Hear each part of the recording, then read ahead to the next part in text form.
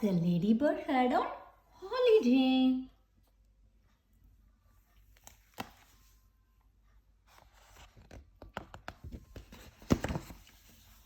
One day in the middle of May, the ladybird went on holiday. She flew to town to see the sights, the streets, the shops, and the bright, bright lights. She saw the parks, the palace. Off she flew to visit the zoo.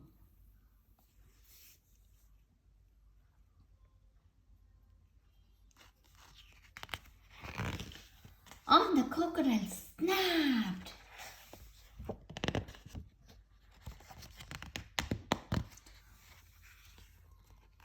Tiger growled. The lion roared. Monkeys howled. Hee-hoo-ha-ha! Elephant trumpeted. Hump, said the camel. Hyena laughed. Hummingbird read. But the ladybird never said a word.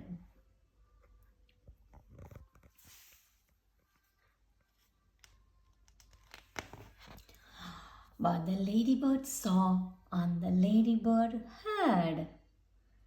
She saw two men she already knew. They were Lanky Len and Hefty Hug. And she heard them chuckle. Ho, ho, ho! We are going to kidnap Monkey Joe. We will hide till there is no one else about. Then we will pick the lock. We will get Joey out. And if we give him lots of food, he will do the job. And he will get the loot. The palace is in for it all. Monkey Joe can scale the wall. He will find out where Queen is asleep. Then tiptoe into her room. He will creep. He will open the sack, steal the crown. We will soon be the richest men in the town. The little spotty ladybird told the animals what she had heard. Crocodile snapped, tiger growled, lion roared, monkeys howled. Hump, said the camel with a great big hump. Hyena cried, hummingbird whirred. And all the animals feathered and furred said, No, no, no, we can't let them kidnap Monkey Joe. But the ladybird had a good idea. And she whispered it into the monkey's ear.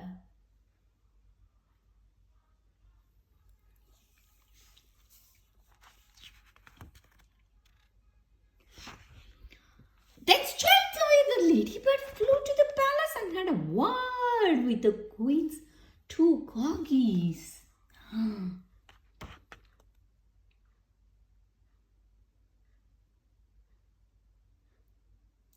Willow and Holly. One said, Gosh, other said, Golly. And both the dogs agreed to do just what the ladybird told them to do.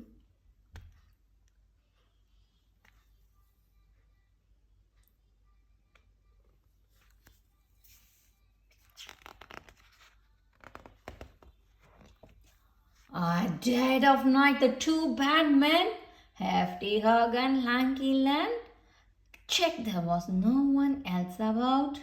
Then they picked the lock and they got you out.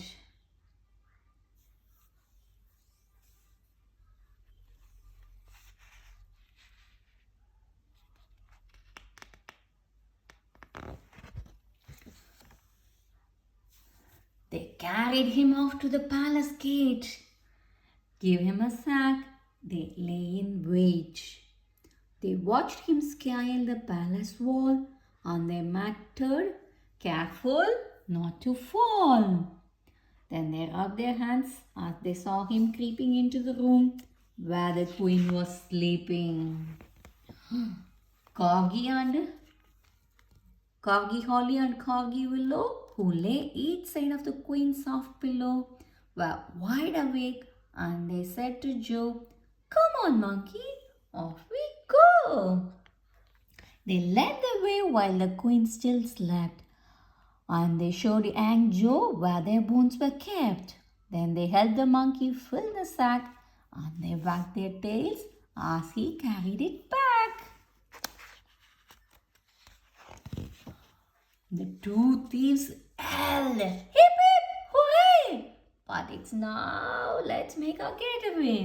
They carried the sack to a nice quiet park where the only sound was a distant bark. They found a bench and they both sat down. Hawk said, "Time to see the crown." "I just can't wait," said Lanky Lamb. They opened up the sack, but then you should have heard their moans and groans to find the sack was full of bones. A dog came bounding by. "Shoot, you greedy pup!" And the dog was close behind. Then came dogs of every kind. A Luxor, a Labrador, Pig, Pug, more and more. Black, white, grey, brown, all the dogs in the town. They seized the bones and gnashed and gnawed, tugged and tussled, pawed and clawed. They turned upon the robbers, helping. How about a second helping? The thieves took off with leaps and bounds, pursued by all the hungry hounds, while the monkey ran and the ladybird flew, with never a stop till they reached the zoo.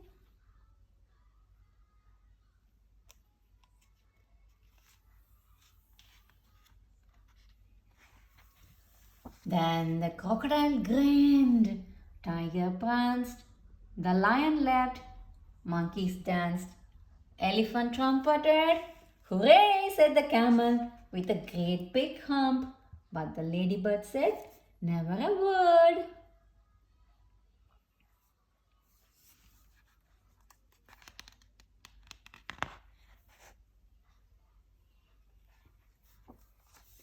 The end. What the ladybird had on holiday.